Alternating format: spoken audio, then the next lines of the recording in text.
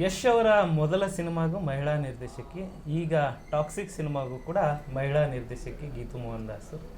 So ಈಗಾಗಲೇ ವಿಶ್ವವೇ ಜಪಿಸ್ತಾ ಇದೆ ಟಾಕ್ಸಿಕ್ ಟಾಕ್ಸಿಕ್ ಟಾಕ್ಸಿಕ್ ಅಂತ ಯಶ್ ಅವರ ನಟನೆಯ ಸಿನಿಮಾ. ಆ ಯಶ್ ಅವರ ಮೊದಲನೇ ಸಿನಿಮಾದ ನಿರ್ದೇಶಕಿ ಪ್ರಿಯಾ ಹಾಸನ್ ಅವರು ನಮ್ಮ ಜೊತೆಗಿದ್ದಾರೆ. ಇವತ್ತು ಮಾತಾಡಿಸ್ತಾ ಹೋಗೋಣ.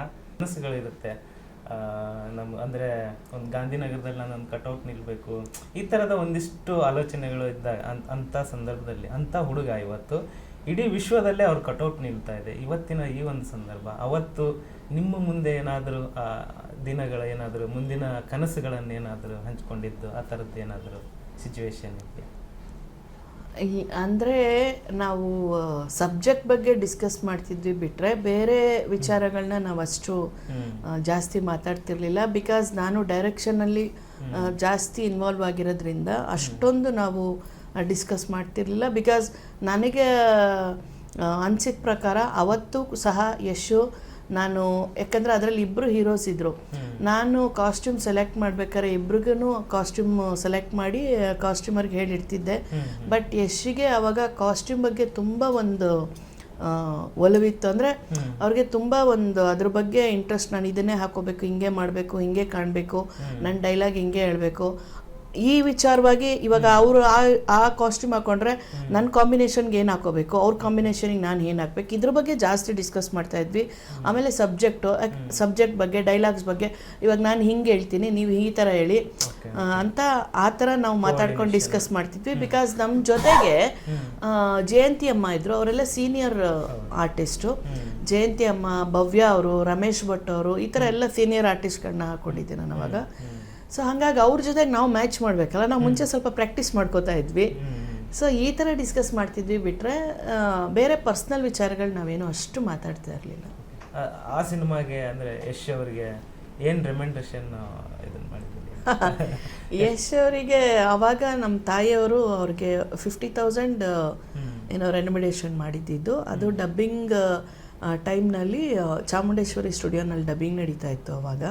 ಸೊ ಆ ಡಬ್ಬಿಂಗ್ ಟೈಮಲ್ಲಿ ಆ್ಯಕ್ಚುಲಿ ಅವ್ರೇನು ನಮಗೆ ರೆಕಮೆಂಡೇಶನ್ ಬರುತ್ತೆ ಅನ್ನೋ ಹಾಗೇನೆ ಅವಾಗಿನ ಟ್ರೆಂಡಲ್ಲಿ ಹೀರೋಗಳ ಮೇಲೆ ಸಿನಿಮಾ ಬಿಸ್ನೆಸ್ ಆಗ್ತಾ ಇತ್ತು. ಯಾಕಂದರೆ ಲೀಡಿಂಗ್ ಯಾರು ಹೀರೋಸ್ ಇದ್ದಾರೆ, ಪುನೀತ್, ಶಿವಣ್ಣ, ಈ ಥರ ಆ ಥರದವ್ರ ಮೇಲೆ ಸಿನಿಮಾ ಬಿಸ್ನೆಸ್ ಆಗ್ತಿತ್ತು. ಬಿಟ್ಟರೆ ಹೊಸಬ್ರ ಮೇಲೆ ಯಾರೂ ಅಷ್ಟು ಪ್ರಯೋಗ ಮಾಡ್ತಾ ಇರಲಿಲ್ಲ.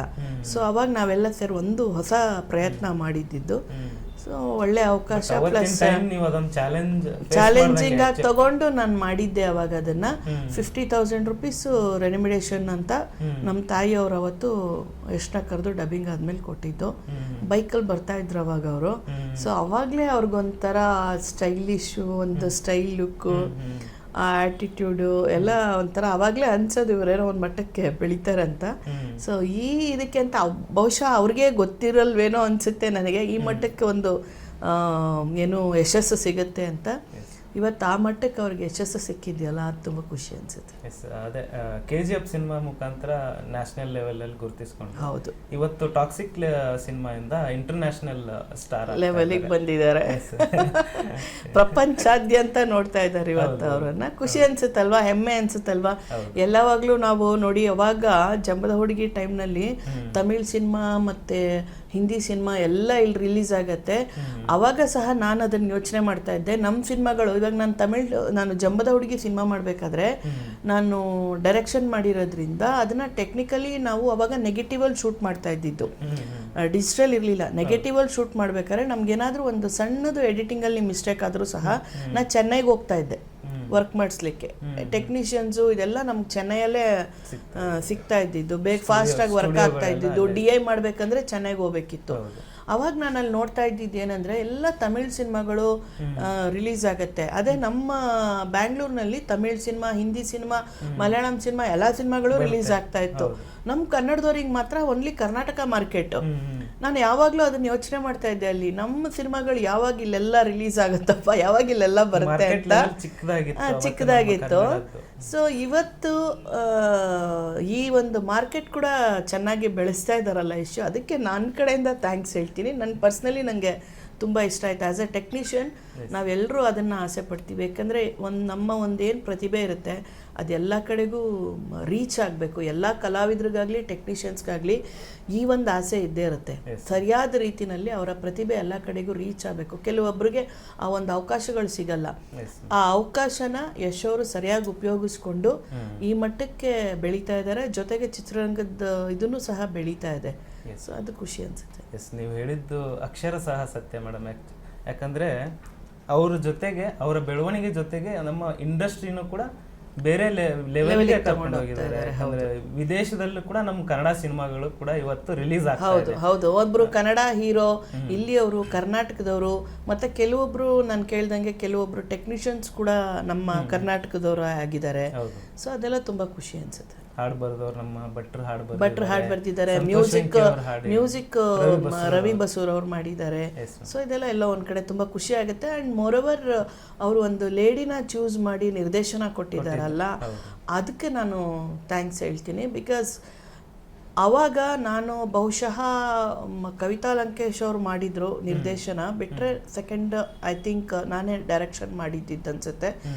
ನಾನು ಡೈರೆಕ್ಷನ್ನು ಆ್ಯಕ್ಟಿಂಗು ಪ್ರೊಡಕ್ಷನ್ ಮಾಡಿರೋ ಅಂಥ ಫಸ್ಟ್ ಗರ್ಲ್ ಅವಾಗ 2007ನಲ್ಲಿ. ಸೊ ಆವಾಗ್ಲಿಗೂ ಇವಾಗ್ಲಿಗೂ ಇಂಡಸ್ಟ್ರಿ ತುಂಬಾ ಚೇಂಜಸ್ ಆಗಿದೆ. ಇಂಡಸ್ಟ್ರಿ ಆಗಿರ್ಬೋದು ಅಥವಾ ಟೆಕ್ನಿಕಲಿ ವಿಷಯಗಳಾಗಿರ್ಬೋದು ತುಂಬ ಚೇಂಜಸ್ ಆಗಿದೆ. ಈ ವಿಚಾರದಲ್ಲಿ ಇಷ್ಟು ಅವಾಗೆಲ್ಲ ಫಿಮೇಲ್ಸ್ ಇದಕ್ಕೆ ಅಷ್ಟು ಪ್ರಮೋಟ್ ಮಾಡ್ತಾ ಇರಲಿಲ್ಲ. ಇವಾಗ ತುಂಬಾ ಜನ ಫಿಮೇಲ್ಸ್ ಬರ್ತಾ ಇದ್ದಾರೆ, ಖುಷಿ ಅನ್ಸುತ್ತೆ. ಕೂಡ ಪ್ರೊಡ್ಯೂಸರ್ ಆಗಿದ್ರೆ ಪ್ರೊಡ್ಯೂಸರ್, ಡೈರೆಕ್ಟರ್ ಇದ್ರೆ ಡೈರೆಕ್ಟರ್, ಸಿಮಿಲ್ಟೇನಿಯಸ್ ಮಾಡೋದು ತುಂಬಾ ಕಷ್ಟ ಇದೆ. ಸೊ ಅವಾಗ ಸಹ ಮಾಡಿದ್ದೆ. ಬಹುಶಃ ಅವ್ರಿಗೆ ನೆನಪಿದ್ಯೋ ಇಲ್ವೋ ಗೊತ್ತಿಲ್ಲ, ಎಷ್ಟು ಹಾರ್ಡ್ ವರ್ಕ್ ಮಾಡಿದ್ವಿ ಅವಾಗ ಅಂತ.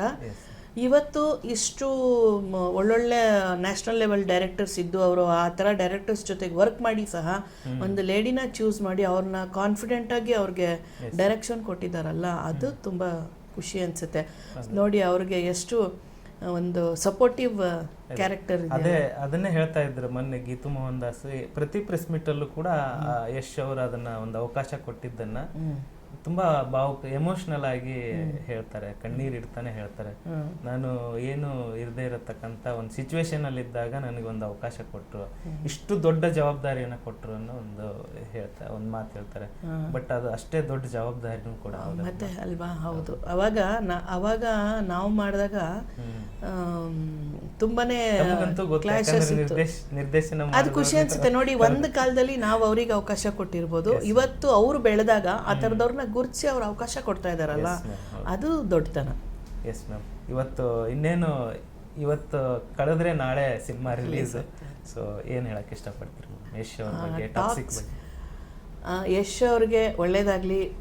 ನಮ್ಮವರು ಅಂತ ಹೇಳೋದು ನಮ್ಮೆಲ್ರಿಗೂ ಹೆಮ್ಮೆ ಅನಿಸುತ್ತೆ. ಇವತ್ತು ಈ ಮಟ್ಟಕ್ಕೆ ಬೆಳೆದಿದ್ದಾರೆ, ಇನ್ನೂ ಹೆಚ್ಚಿನ ಮಟ್ಟದಲ್ಲಿ ಬೆಳೀಲಿ. ಅವ್ರ ಜೊತೆಗೆ ಅವ್ರ ಫ್ಯಾಮಿಲಿ ಕೂಡ ಅಷ್ಟೇ ಒಂದು ಸಪೋರ್ಟಿವ್ ಆಗಿ ತಗೊಂಡೋಗ್ತಾ ಇದ್ದಾರೆ. ಈವನ್ ಅವರ ವೈಫ್ ಬಗ್ಗೆ ಆಗಿರ್ಬೋದು, ಎಲ್ಲೇ ಹೋದರೂ ಹೆಣ್ಮಕ್ಳ ಬಗ್ಗೆ ಒಂದು ಒಳ್ಳೆ ಕನ್ಸರ್ನಲ್ಲಿ ಮಾತಾಡ್ತಾರೆ. ಆ ಥರ ಆ್ಯಟಿಟ್ಯೂಡ್ ನನಗೆ ತುಂಬ ಇಷ್ಟ ಆಯಿತು. ಸಿನಿಮಾದಲ್ಲೂ ಸಹ ಅವರು ಒಂದು ಒಳ್ಳೆ ಹೀರೋ ಆಗಿ ಬೆಳೆದಿರೋದು ಸಂತೋಷ ಅನಿಸುತ್ತೆ. ಚೆನ್ನಾಗಾಗಲಿ. ಅವರೇನು ನಂಬಿಕೆ ಇಟ್ಟು ಈ ಸಿನಿಮಾನ ಮಾಡಿದ್ದಾರೆ, ಒಳ್ಳೆ ಪ್ರಮೋಷನ್ ಮಾಡ್ತಾ ಇದ್ದಾರೆ ಎಲ್ಲ ಕಡೆಗೆ. ಚೆನ್ನಾಗಾಗಲಿ. ಇದು ಒಂದು ಒಳ್ಳೆ ಇನ್ನೂ ಹೆಚ್ಚಿನ ಮಟ್ಟದಲ್ಲಿ ಒಂದು ಸಕ್ಸಸ್ ಸಿಗಲಿ ಅವ್ರಿಗೆ ಅಂತ ನಾನು ಮನಸ್ಫೂರ್ತಿಯಾಗಿ ಆಶಿಸ್ತೀನಿ. Thank you madam. Thank you so much. ಇಷ್ಟೊತ್ತು ನಮ್ಮ ರಾಜ್ ನ್ಯೂಸ್ ಜೊತೆಗೆ ಮಾತನಾಡಿದ್ದಕ್ಕೆ. ಇದಿಷ್ಟು ಪ್ರಿಯಾ ಹಾಸನ್ ಅವರು ಯಶ್ ಅವರಿಗೆ ಮೊದಲ ಸಿನಿಮಾದಲ್ಲಿ ನಿರ್ದೇಶನ ಮಾಡಿದರು ಮತ್ತು ಅವ್ರ ಜೊತೆಗೆ ನಟನೆಯನ್ನು ಮಾಡಿದರು, ಜೊತೆಗೆ ಪ್ರೊಡಕ್ಷನ್ ಕೂಡ. 3 ವಿಭಾಗದಲ್ಲಿ ಅವರು ಒಂದು ಜವಾಬ್ದಾರಿನ ಹೊತ್ತು ಒಬ್ಬ ಮಹಿಳಾ ನಿರ್ದೇಶಕಿಯಾಗಿ, ಅವತ್ತು ನಟಿಯಾಗಿ ಗುರುತಿಸ್ಕೊಂಡಂಥವ್ರು ಪ್ರಿಯಾ ಹಾಸನ್ ಅವರು. ಇದಿಷ್ಟು ಪ್ರಿಯಾ ಹಾಸನ್ ಅವರ ಮಾತಾಗಿತ್ತು. ಕ್ಯಾಮ್ರಾ ಪರ್ಸನ್ ಶಂಕರ್ ಜೊತೆ ಧನು ಎಲ್ಗಚ್, ರಾಜ್ ನ್ಯೂಸ್, ಬೆಂಗಳೂರು.